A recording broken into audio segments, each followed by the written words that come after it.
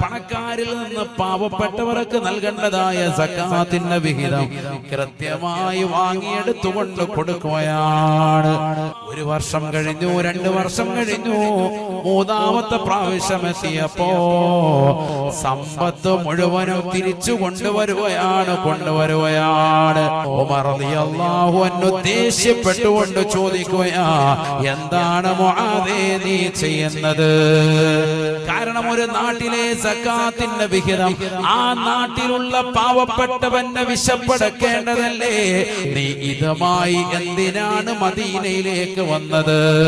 മുആദ് റളിയല്ലാഹു അൻഹു ഉടനെ പറയുകയാണ്, അല്ലയോ അമീറുൽ മുഅ്മിനീനെ, യമനിലെ നാട്ടിൽ ഒരു പാവപ്പെട്ടവൻ ഇല്ലേ? ഇല്ല, എല്ലാവരും സക്കാത്ത് നൽകുകയാണ്, കൊടുക്കാനുള്ള അവകാശമില്ല.